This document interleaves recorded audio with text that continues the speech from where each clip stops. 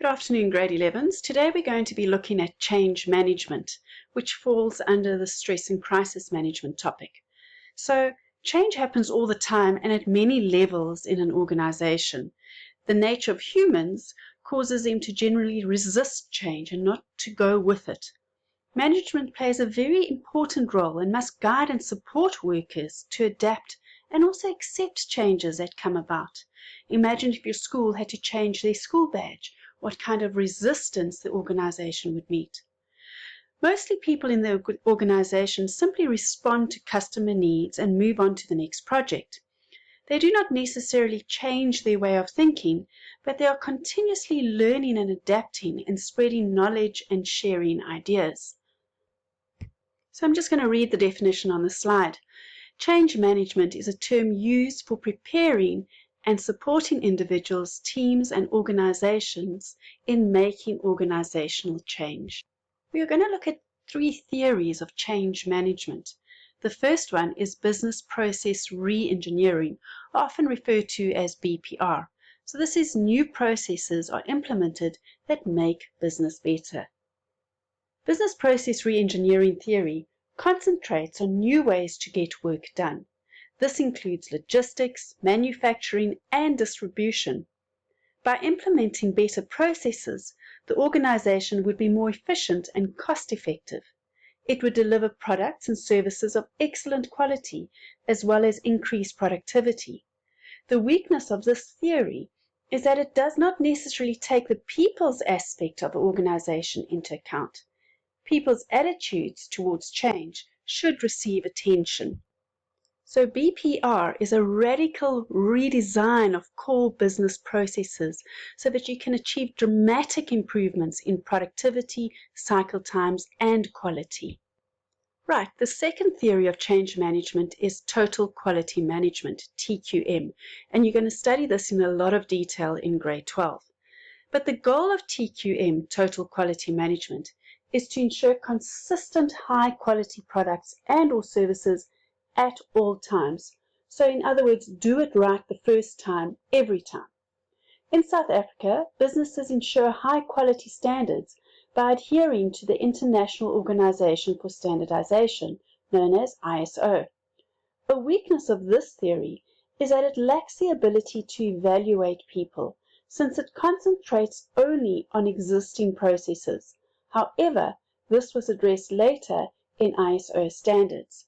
So total quality management is about a management approach to long-term success by ensuring that your customers are satisfied.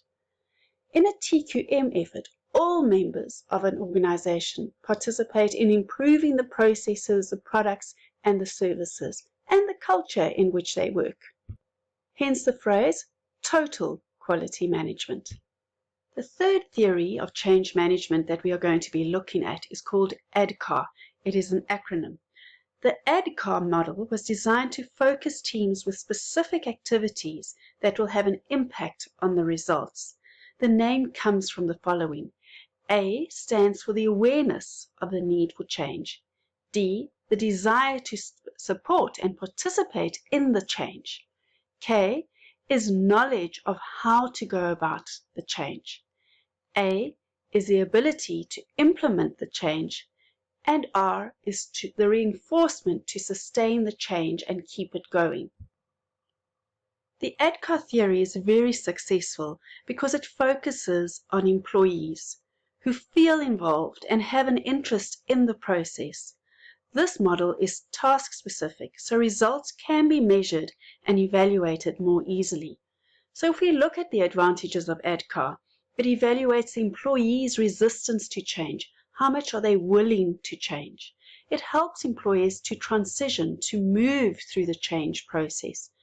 It creates employee-specific action plans, and it develops a change management plan by engaging with the employees, not just simply coming forward and saying, this is what we're going to do and this is how we're going to do it, but rather negotiating, talking through the difficulties of bringing about a change.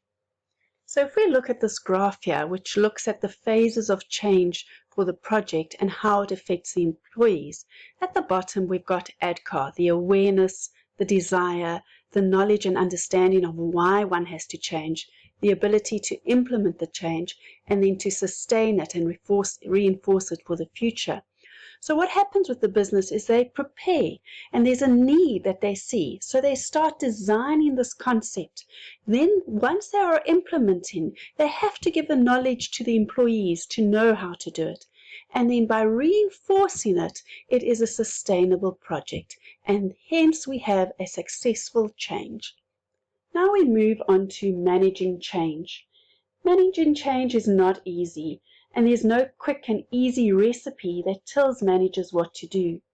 Real change requires people to adjust their behavior, their attitude, and often to go beyond the control of what they have.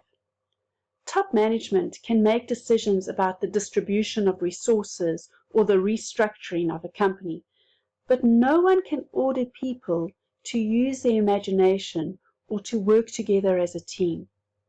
People and teams need to be empowered to find their own solutions and responses with the support of their managers.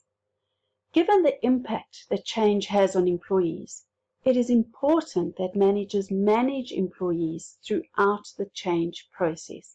They need to hold their hands.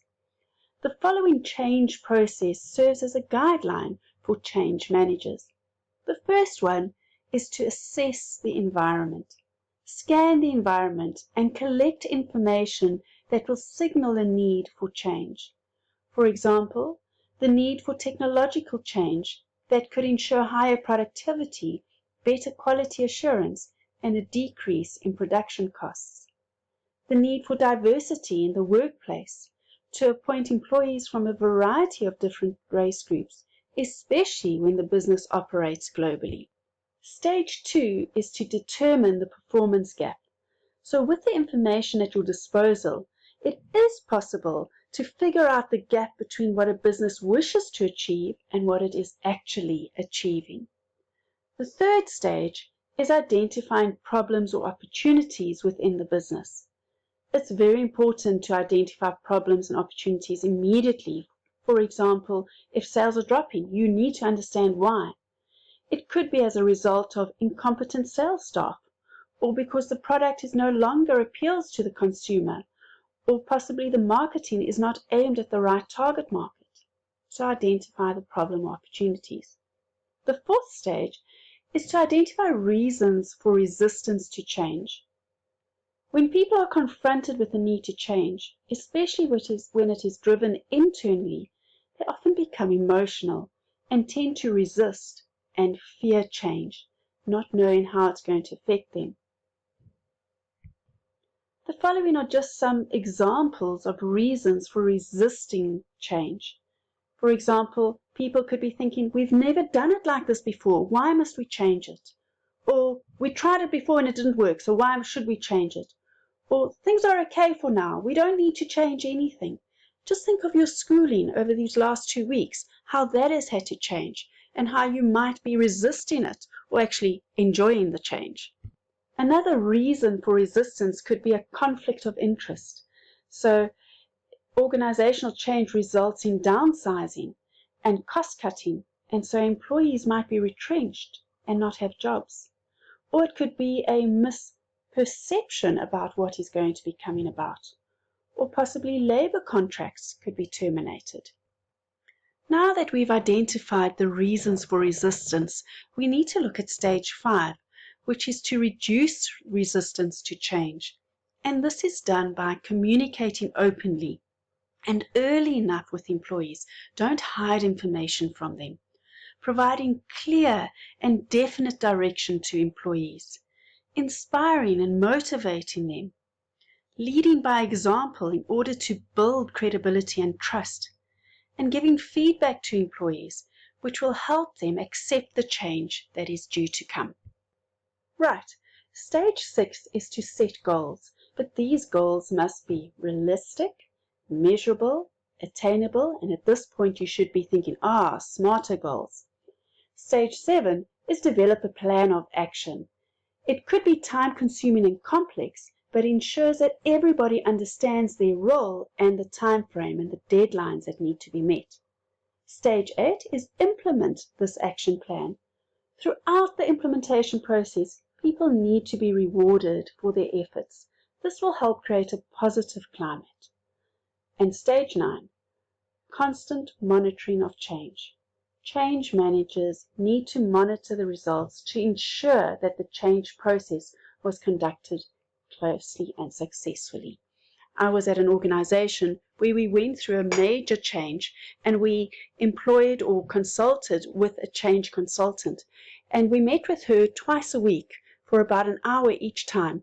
And I remember thinking, we don't need this. We'll get through this fine. Little did I know it was so important to have that emotional support to constantly reevaluate how the employees were doing. So how do we go about adapting to change?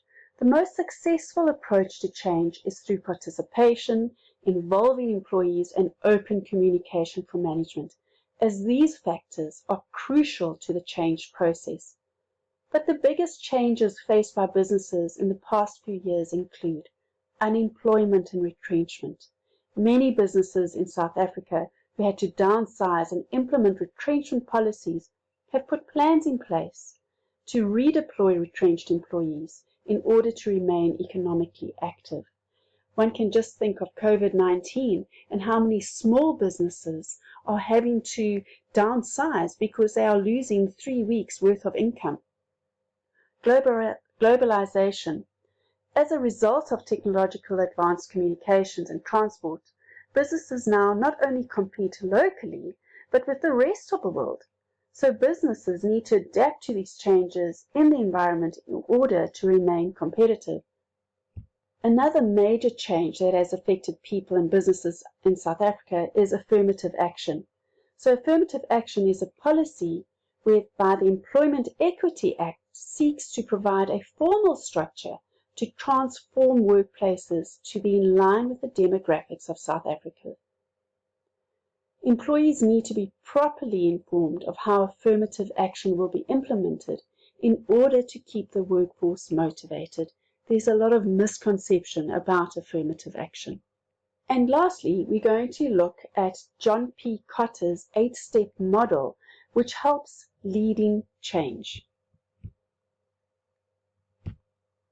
So the first thing is, step 1, you need to create urgency.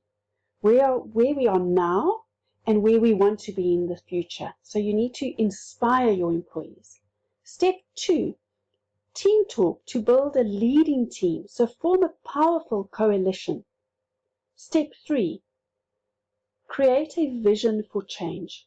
Walk the talk to get the vision right. Step 4, break the mold by communicating for buy-in. Communicate the vision to everyone. Step 5, implement and consolidate with empowering action. So in other words, give people the sense of power. Help them make decisions in this change process. Step 6, reinvigorate by create short-term wins.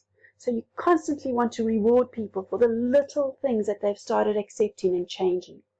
Step 7, a new status quo through not giving up. So you build on the change that you've constantly created. Step 8, make the change permanent. Don't go back. Make it stick. So gentlemen, that is the end of change management. I hope you've learned a few things. Have a good evening.